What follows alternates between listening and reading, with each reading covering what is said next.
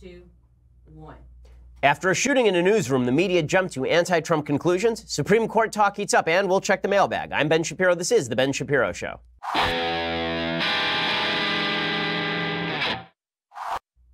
Oh, tons to talk about today, and we'll get to all of it. First, I want to remind you that we have a special live stream coming up this Monday, July 2nd, 7 p.m. Eastern, 4 p.m. Pacific. We're going to be joined by special guest Jordan Peterson to celebrate Independence Day because he's the world's foremost Canadian. God King Jeremy Boring is going to host a new edition of Daily Wire Backstage with me and Andrew Klavan and the execrable Michael Knowles to look back on our country's birth and look ahead to its future with an ignoramus like Knowles and a very well-informed Canadian like Jordan Peterson. Subscribers will even be able to write in live questions for us to answer on the air again. That is this Monday, July 2nd, 7 p.m. Eastern, 4 p.m. Pacific with special guest Jordan Peterson. You can find our special live stream on Facebook and YouTube. You're not going to want to miss it. Also, you're going to want to check out Omax. And the reason for that is because you're not as healthy as you could be. Omega-3s have been touted as one of the healthiest supplements you can find. But the reality is they're even healthier than that. Try omax.com/Shapiro and you can get a box for free. That's a free box of Omax 3 Ultra Pure, which is the purest omega-3 supplement on the market. Over 75% of Americans don't get enough omega-3s in their diet. You're probably one of them. So here's why they're important to your health, really.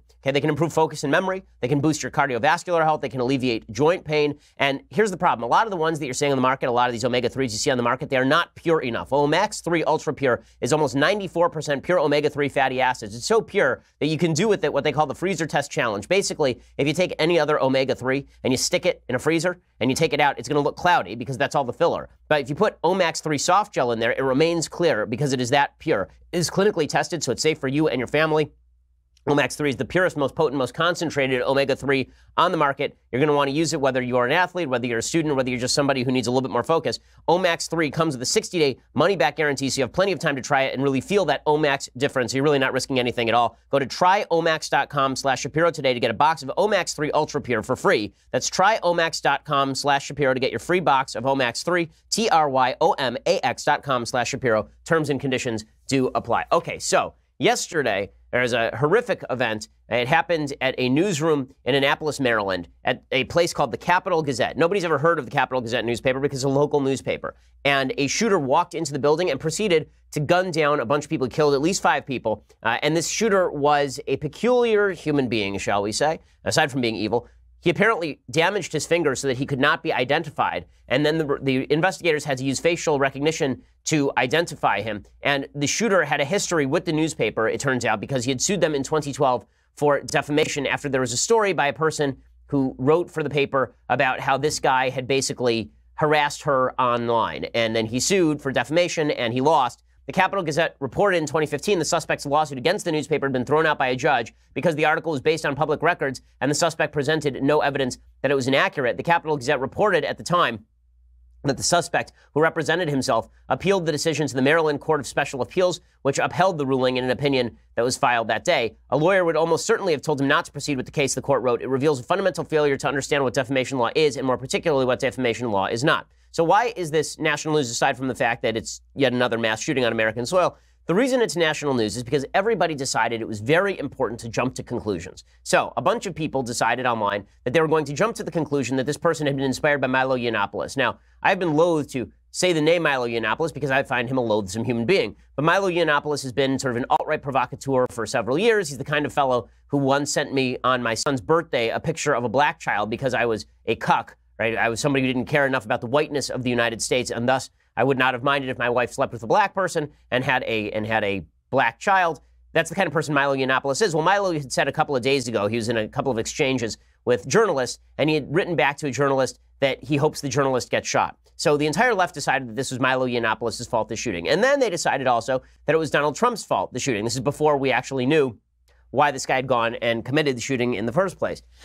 And as I say, it turns out the reason that he committed the shooting is because he's a nut job who had filed suit against the newspaper and had a vendetta against the newspaper. That did not stop the media from trying to blame Donald Trump yesterday over all of this. Now, none of this is to say that Milo Yiannopoulos' words about journalists aren't execrable and terrible. They are execrable and terrible. But lots of people say execrable, terrible things. That does not mean that they are responsible for the actual shooting of other human beings. Now, unless you are actually telling people to go shoot journalists, you're not responsible for somebody going and shooting journalists. This is why when Bernie Sanders was blamed for the congressional baseball shooting by some. I said, this is not on Bernie Sanders. I don't like Bernie Sanders. I don't like anything that Bernie Sanders says. But we're on a very dangerous slope here if we're going to blame speech for the actions of people who are crazy, who go out and shoot other people. Well, the administration immediately came out and condemned the attack. Of course, Sarah Huckabee Sanders was asked about it, and she condemned the attack. She said, strongly condemn the evil act of senseless violence in Annapolis, Maryland. A violent attack on innocent journalists doing their job is an attack on every American. Our prayers are with the victims and their friends and families. And it wasn't just Sarah Huckabee Sanders. President Trump also tweeted out, and tweeted, prior to departing Wisconsin, I was briefed on the shooting at Capitol Gazette in Annapolis, Maryland. My thoughts and prayers are with the victims and their families. Thank you to all the first responders who are currently on the scene. Okay, so it's a perfectly nice tweet from President Trump. Mike Pence did the same, the vice president. He tweeted something out. Just arrived in Guatemala. We're monitoring the horrific shooting at the Capitol Gazette in Annapolis. Karen and I are praying for the victims and their families. We commend the swift action by law enforcement and all the first responders on the scene. Okay, so how did the media cover all this? Did they cover this as a nut job went into a newspaper he had a vendetta against with a shotgun and murdered a bunch of people? No, they covered this as though it was Trump's fault because they have no sense of perspective, because they have no sense of their own hypocrisy. These are the same people who are in many ways defending Maxine Waters in her call for sort of mob confrontation. A lot of these folks are the same people who are laughing about, the various Kathy Griffin stunts with the heads of Donald Trump and such. These same people are saying that it is Donald Trump's fault when a person who is totally unassociated with Donald Trump goes out and shoots up a newsroom. And they dug up a tweet from 2015 in which the guy suggested that anti-Trump bias could be met with violence. But again, he had tweeted something like that. You can bring that tweet back up. He had tweeted something to the effect of he had tweeted something like, the newspaper was unqualified and it could end badly again. He tweeted something, the shooter tweeted, referring to Donald Trump as unqualified could end badly again. Okay, well, he wrote that in 2015, which is about the time that he had filed his lawsuit. His lawsuit against the newspaper had been dismissed, and Donald Trump had filed a lawsuit against Univision. So basically, the only threat that I can see there is a lawsuit threat, even though this guy was a complete nut. But a bunch of people in the media decided that this is Trump's fault. That Trump's language about journalists, the fact that journalists are booed at all of his rallies, the fact that people chant CNN sucks, this is responsible for some unrelated nut job going out and shooting up a newsroom. Even though it's very obvious that this guy went and shot up the newsroom because he had a vendetta against the people at the newsroom. So Brian Stelter, for example, on CNN, he says this is the moment that so many journalists have feared. It's a moment that I think so many journalists have feared for a long time, regardless of whether this newsroom was targeted or not. This has been a fear on many journalists' minds. Okay, so it's not a fear on many journalists' minds. Okay, it isn't. As a journalist for nearly my entire life, an opinion journalist for my entire adult life, I can say that I don't have significant fear that people are going to randomly come into our Daily Wire offices and start shooting the place up, unless I were talking about an actual politically motivated attack. For Stelter to say that as though journalists have a special fear is just weird, okay? The fact is that journalists are not routinely targeted by the general public, and what he's really implying there is that the tenor of anti-media activity has grown so strong that people are going to go out and shoot people. So he's attempting to, in backhanded fashion, I think, blame President Trump. And it's not just him. There's a Politico reporter, Josh Meyer in D.C., who tweeted something out similar. He said, every journalist and those who support us should retweet this. I can't think of a single other president in my lifetime who would have acted like this. Perhaps he fears questions about whether his anti-media rhetoric played a role. And that was Josh Meyer referring to President Trump being asked about the Maryland shooting. So here are reporters harassing Trump about the Maryland shooting yesterday. Any words about the dead in Annapolis? Any words about the dead in Annapolis, Mr. President? Can you talk about the active shooters in Annapolis? Could you please talk to us about the dead reporters in Annapolis? So the reporters are screaming at him and they're yelling at him. This happens virtually every day, okay? I've been to the White House several times, and every day the president comes out and reporters scream at him and he doesn't answer their questions. It's actually pretty rare that the president breaks off and does like an impromptu press conference over this whole thing. He tweeted out what he thought about it, but this is being taken by Politico and others as evidence that Trump doesn't care if journalists get shot. And then Maggie Haberman, whose reporting I generally think is good, she came out and she did sort of the same thing. She tweeted this out. She tweeted out, this is the New York Times reporter blaming Trump. This is Maggie Haberman saying, supporting local journalism is important. What happened today is sickening. This alleged gunman appears to have had a long-standing grudge against the paper, and little else is known so far. But Trump is the only president in memory to call the press the enemy of the people. Well, there's no connection between Trump doing that and the guy shooting up the newsroom. This is the attempt to make a connection, to make a connection between Trump's language and the shooting I think is foolhardy. Now, again, I don't like Trump's language with regard to the press. I've been very critical of President Trump's language with regard to the press. When they report on fake news, I think that is perfectly, I think it's perfectly appropriate for him to say that fake news is fake news when it's fake news. But his tendency to call the press the enemy of the people, I don't like. I never have liked it. I've always thought that it was a serious problem. But the attempt to paint that as responsible for a shooting that he had nothing to do with is really quite amazing. It really is. And again, it was many members of the media doing this routine yesterday. For example, the editor-in-chief of Reuters tweeted something out along these lines. This is the tweet from this is 17. So this is the statement that was put out by Steve Adler, who's editor-in-chief of Reuters, regarding the Rob Cox tweet. So the Breaking Views editor, Rob Cox, actually tweeted about the shooting in Annapolis. Let's see the tweet first, and then the response from Reuters. So he said, "This is what happens when Donald Trump calls journalists the enemy of the people. Blood is on your hands, Mr. President. Save your thoughts and prayers for your empty soul. At least 4 people killed in Maryland newspaper shooting reports." Okay, so he's blaming President Trump for all of this. And the fact that the media are eager to leap to this.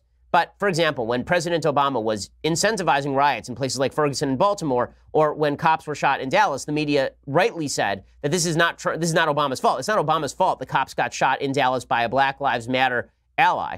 That's not Obama's fault. It's not even Black Lives Matter's fault, I think. But the media was in a real hurry to defend President Obama over that, but they are in a real hurry to blame President Trump for this particular shooting. So all of this is just disgusting, because if you're going to blame somebody for actual violence against somebody else, you ought to have some evidence that the violence is connected to the thing that somebody said, as in journalists should be shot. Somebody goes out, reads that tweet, says, great tweet, now I'm going to go shoot journalists. Okay, that is a fair connection. But to connect vague language with regard to how much you dislike the media and how you hate the media with somebody going and shooting up members of the media, if we're going to do that, then every shooting in the United States can be tied to somebody else's First Amendment protected rhetoric. Because here's the reality. Incitement is not protected under the First Amendment. If I say, Mathis, shoot Senya, okay, that is not protected under the First Amendment. If Mathis goes and shoots Senya, I actually bear some criminal liability for incitement. Okay, but the same thing is not true if I would say, Senya is a really terrible producer, and something bad should happen to Senya. Like, that's actually First Amendment protected. It'd make me a piece of crap, right? It would be a bad thing to say, but it doesn't actually mean that I'd be responsible for something bad happening to Senya. By the way, nothing bad should happen to Senya. Senya is wonderful. But all of this said, it really is, it's amazing to watch as the media immediately mobilize to make a narrative out of something that does not meet the standards for that narrative. Okay, in just a second, I want to talk about how the left is, again, embracing a certain level of violent rhetoric and violence that is really disturbing. They're going to talk about President Trump being violent in his rhetoric. And the left certainly does not have clean hands on this. I have a clip from Michael Moore I want to show you in just a second all about this. But first, I want to say thanks to our sponsors over at ExpressVPN. So with all the recent news about data hacks, breaches, it's hard for me not to worry about my digital privacy, because the fact is that, I figure that people are always trying to grab my data, whether I'm at a public Wi-Fi or whether I'm just online generally. Every website you visit, it's pretty clear that every email you send, there are too many people who can have eyes on your stuff, and that's why you need a VPN, and you really should have ExpressVPN. ExpressVPN is the world's leading VPN provider. It lets you securely use the internet without being tracked by anyone, which is the way the internet should be. ExpressVPN keeps my online activity private and anonymous while I browse, email, download, or stream. ExpressVPN is great for streaming content as well. You can watch the World Cup without a cable subscription, which, if that's your thing, it's pretty awesome. ExpressVPN costs less than $7 a month and runs seamlessly in the background of your computer, phone, or tablet. It's super easy to set up in the first place. Their easy-to-use app encrypts all my internet data. It hides my IP address. It protects my entire connection. Take back your internet privacy today. Find out how you can get 3 months for free. So go over to expressvpn.com/Ben. I use ExpressVPN. Again, it was super easy to set up, and it really is terrific. expressvpn.com/Ben for 3 months free with a 1-year package. expressvpn.com/Ben for 3 months free with a 1-year package. Again, expressvpn.com/Ben to let them know that we sent you. Okay, so while the media have focused deeply in on President Trump's rhetoric about the press to suggest that he is responsible for a whack job who had a vendetta against a newspaper shooting up the newspaper, you've got people on the left who are mainstreaming mob action. One of those people is Michael Moore. Michael Moore has a new movie out called Fahrenheit 11/9, or it soon will be out, Fahrenheit 11/9. Of course, this is a play on Fahrenheit 9/11. 11/9, of course, this time refers to the fact that Donald Trump was elected because this is an emergency for our republic. The clip that he showed from his movie, by the way, is just awful. Now, I'm supposed to be on Bill Maher tonight, and I'm really disappointed because I can only be on Bill Maher for the first 15 minutes of the show. I would love to be on Bill Maher's show for the full hour, because then I'd be on a panel with Michael Moore, and I could ask him about his terrible preview. But I can't actually do that because Sabbath is coming in early, so I can do the first 15 minutes of the show, and I'm looking forward to that. But Michael Moore will be on the show tonight as well. Michael Moore was on Stephen Colbert last night pushing his new movie, and he started talking about incivility in our culture. Listen to how Michael Moore describes incivility, because it really is telling. The same left that says that we should really ratchet down the rhetoric, something with which I generally agree, the same left will at the same time say, well, but I don't really apply that to, like treatment of conservatives or treatment of Republicans. Like, that's a different thing entirely. Here's Michael Moore. Sadly, is going to be Trump is not going to leave. The only way that we're going to stop this is eventually we're all going to have to put our bodies on the line. Okay. So he says that it's not enough for you just to speak out. You're going to have to put your bodies on the line. Then he says, I don't think it's the end of the world that Sarah Huckabee Sanders is thrown out of a restaurant. I wouldn't throw Sarah Huckabee Sanders out of one of my movies, but I wouldn't normally throw someone out of my movies for political differences. But this isn't just political differences. This is war. Okay, this is war rhetoric is really dangerous. And it's dangerous on every side. When people say this is war, the implication is if I pick up a gun and go do something, then that's perfectly appropriate. This is not war. Okay, it was funny. I was having lunch with a particularly famous Hollywood player yesterday whose name shall remain anonymous so he can continue to get jobs. And we were doing so at a restaurant in the middle of Beverlywood yesterday. And I was just looking around. We were talking. He was a Trump supporter. And we were just looking around and noting that this is a Tony ritzy restaurant. Everybody in this restaurant is earning significant six-figure money.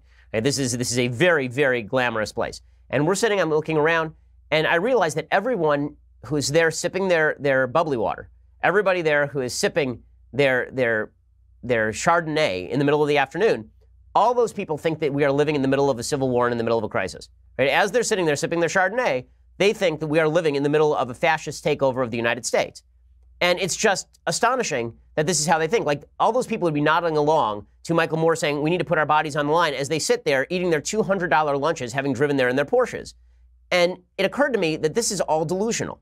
This is all delusional. Listen, we're in the political space a lot. We spend all of our day in the political space. I spend all my day in the political space. And it's easy to get caught up in the back and forth. It's easy to feel that politics is really fraught right now. But the reality is, if you took somebody from 1930 and you plunked them down in the middle of 2018, they would literally think they died and went to heaven. They would literally think that, right? They can get anything they want at any time for any reason. They are not going to be poor because poverty in the United States is better than wealthy people were living in 1920.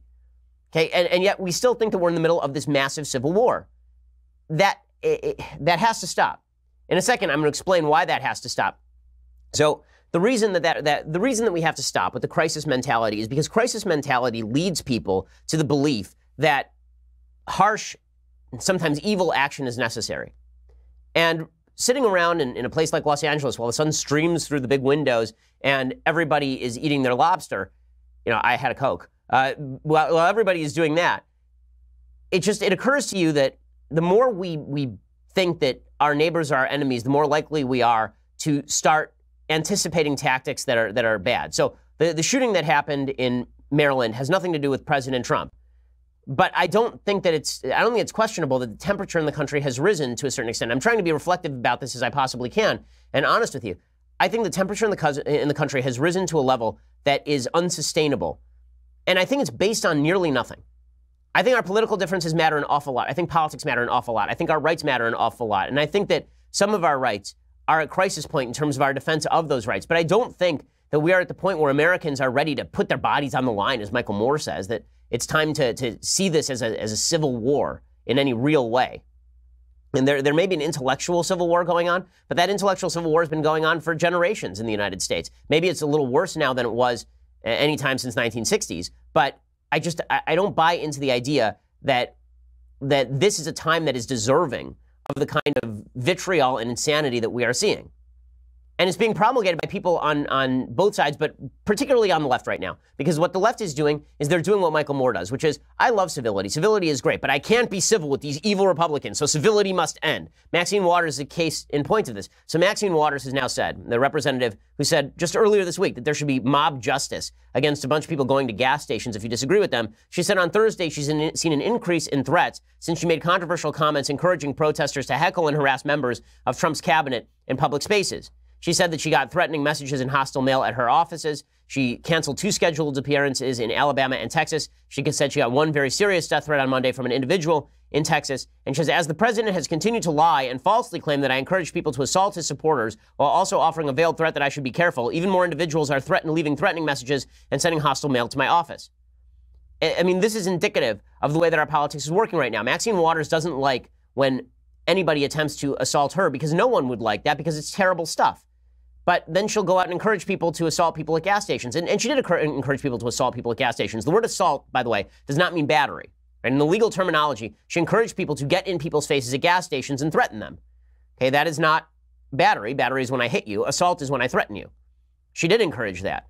There's no question she encouraged that. And she felt okay encouraging that because it was somebody on the other side. So in other words, everybody is in favor of civility as long as it applies to people on their own side, but nobody is in favor of civility when it's applied to people on the other side. And the reality is that we live in the most civil of times. Violence in the United States is at 50-year lows. It is. The level of vitriol may be at a 50-year high, but violence in the United States is at a 50-year low. We're living in a pretty paradisical situation.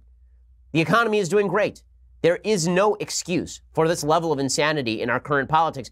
And yet, everybody continues to go insane. And that's only being exacerbated, of course, by the situation with the Supreme Court. Because now that Justice Kennedy has stepped down, the left is fully convinced that the right is coming for everything that they hold dear. Not understanding, of course, how the Supreme Court works in the first place, having used the Supreme Court as the tool of their leftist politics for nigh on 80 years at this point.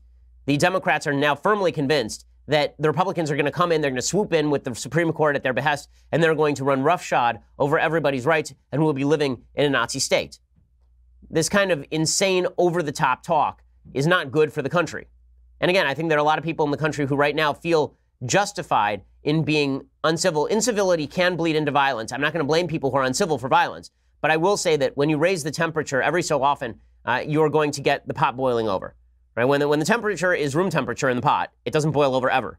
When the temperature is a little bit high and then you put the lid on, then it is more likely that the pot is going to boil over. I think that the likelihood the pot is going to boil over right now is a lot higher than it has been in the past, and there is no real excuse for it. So I'm going to talk in a second about the fallout from the Supreme Court. First, I want to say thanks to our sponsors over at Birch Gold. So the reality is that gold is indeed a safe haven for your money. Right now, the national debt is insane. The national debt is $21 trillion and counting. It's money we owe other countries, and it's greater than the entire economic output of the United States. If your entire life savings is tied to the U.S. dollars, ask yourself, what's your plan for if China starts selling our bonds and undercuts our monetary supply? What's your plan if there is inflation, if the stilts fall out? Well, so hedge against inflation. Hedge against uncertainty, instability with precious metals. That's what precious metals are there for. Some of my assets are in precious metals. Gold is a safe haven against uncertainty, and my savings plan is diversified. Yours should be too. I don't mean just sell all your stock and buy just gold. You should take a portion of your money and you should have it in precious metals. And the company that I trust with precious metal purchases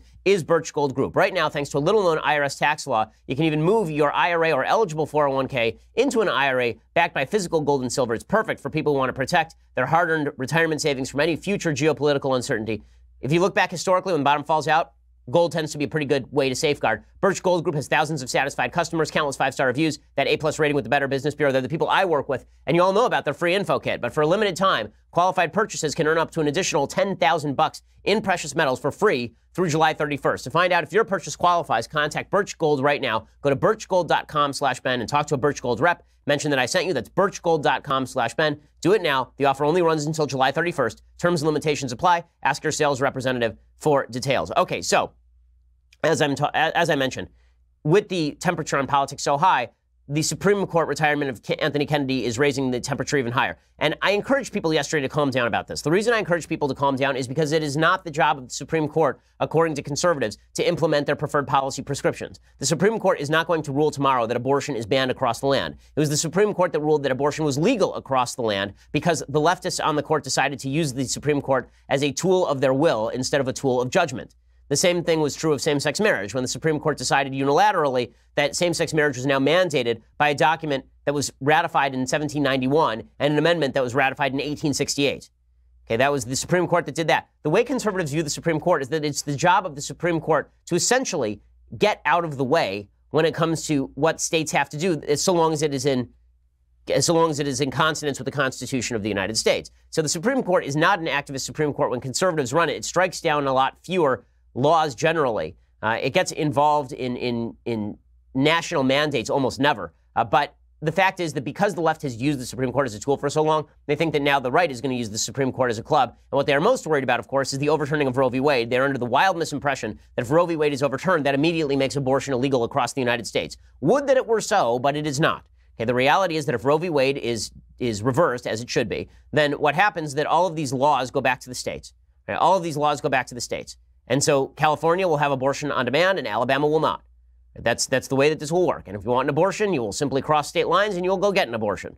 That's the high likelihood as to how this thing ends up working out. Federalism ends up prevailing unless there is some sort of constitutional amendment or federal law to bar abortion across the board, which, would be hard to pass, I think. But that's not stopping the insane rhetoric coming out of the left. So the left is in full panic mode. I think one of the reasons they're in full panic mode is because, again, I think that they thought that there was going to be a 1,000-year rule by the left. After Obama, they thought they're never losing an election again. So why would we even worry about Donald Trump? And then it turns out not only did they lose the election, they lost the Senate, the House, most state houses, and most governorships. And they turned around and looked around and said, wait, this isn't the America Obama promised. Well, Whoopi Goldberg is leading the charge against overturning Roe v. Wade.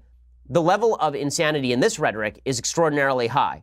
And again, I don't know why any of this is good for the country. But here's Whoopi Goldberg going after Meghan McCain. Okay, Meghan McCain is not she's a Republican. Meghan McCain is certainly not an extreme conservative by any stretch of the imagination. Meghan McCain is a moderate conservative at best.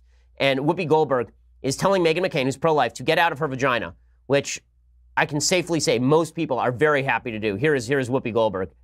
If you take my right away from me to judge what I do for my family and my body, I got a little problem with that. You got a problem. You don't want people to take your guns. Well, get out of my behind. Get out of my vagina. Get out. Okay, no one wants to be there, Whoopi. That's not a thing. And again, this is the idea that Republicans are suddenly going to be doing Handmaid's Tale stuff, that they're interested in putting things up Whoopi Goldberg's vagina in search for babies she cannot have because I assume she's postmenopausal.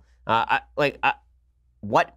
But this is the tenor of the rhetoric that we have now reached. Now, with that said, right, and like Nancy Pelosi says the same thing, right? Nancy Pelosi says that the Supreme Court is doing violence to our democracy. Violence to our democracy. Well, if you're going to equate speech with violence, is it any wonder when violence is a response to that? When people say, okay, well, the Supreme Court's doing violence to us. What if we do violence to the Supreme Court? This is the problem that I have with a lot of what's going on college campuses. I visit 25, 30 college campuses a year. And when people say my speech is violence, well, then their answer very often is, okay, Antifa's answer is, well, what if I use violence against the violence that is the speech? Nancy Pelosi, by the way, said that the Supreme Court did violence to our democracy. How? They did violence to our democracy by saying that the government could not point a gun at you and force you to pay dues to a union. That's really what she's saying here. And then we're hearing from the left that it's Trump whose rhetoric is extreme. Guys, do you own mirrors? Here's Nancy Pelosi. With its decision that it announced yesterday, the Supreme Court became the Supreme Corp. Their decision does violence to the First Amendment, cheapening it and using it, stretching it as a rationale for this decision. Okay, so there we go. The Supreme Court is doing violence now. And yet, again, the left will blame Donald Trump for shootings at a Maryland newspaper. So it's all good. It's all good. Everything's fine. Nothing to worry about here. Now, as far as the Supreme Court seat, the only possibility that President Trump does not get his pick that he wants for the Supreme Court seat is if Susan Collins and Lisa Murkowski, who are the two most left-leaning members of the Senate caucus, decide that they are going to somehow hold up any Trump nominee unless that Trump nominee pledges fealty to Roe v. Wade. I don't think that's actually what's going to happen here. Susan Collins says that Roe v. Wade is settled law because she is wrong, but here's Susan Collins making that case. From my perspective, Roe v. Wade is an important precedent and it is settled law. Okay, it's always funny how people say things are settled law when they like those things, but the minute they don't like those things have to be overturned. So it turns out that one of the things that was settled law in the United States for legitimately the entire history of the United States is that traditional marriage was the only way marriage was done. Nobody said that was settled law. The minute that Obergefell happened, it was settled law. The minute Roe v. Wade happened, it was settled law, according to people like Susan Collins. But is Susan Collins or Lisa Murkowski actually going to hold up the show on President Trump's Supreme Court pick? I think not. And the reason is because no Supreme Court possibility is going to answer straight the question as to whether they would overturn Roe v. Wade. This is one of the sad outcomes of how we've done judicial nominations since the Bork era, which is that every judge now has the absolute interest in hiding their opinions for as long as possible so they don't get borked, right? Judge Bork, who was nominated for the Supreme Court by President Reagan, he was very obvious about his opinions, and he openly answered questions about legal cases. And then he was basically thrown out and not given a Supreme Court seat because of it, thanks to the machinations of people like Joe Biden and Ted Kennedy. Well, the reality is that most judges now are simply going to evade the question. So none of these judges are going to have to answer straight the question as to whether they would overturn Roe v. Wade. because no judge has had to answer that question in the last 25 years. So do I think that this is going to end up with Murkowski and Collins holding up a Trump nominee? I don't. I really don't, which is a good thing. So Trump ought to go for broke. Trump ought to go for the most originalist, textualist judge he can find. He should go for the home run, because there's no excuse for him not to get a home run out of all this. Okay, so in just a second, we're going to jump into the mailbag. But before that, you're going to have to go over to dailywire.com and subscribe. So for $9.99 a month, you can subscribe to dailywire.com. When you do, you get the rest of this show live. It means that you also get the rest of the Andrew Klavan show live. You get the rest of the Michael Knowles show live. Also, you can get the Matt Walsh show, right? So Matt Walsh does a show. If you didn't know about that, Matt Walsh's show, he does it actually from like his basement or from his car. And it is I think it's pretty good. You should go check it out over at dailywire.com. You can also check it out at YouTube. So go check that out, as well as a columnist for our site, one of the more popular columnists at dailywire.com. You can get that with the $9.99 subscription and be part of the mailbag. So if you want to write me a question right now live, now's the time to subscribe.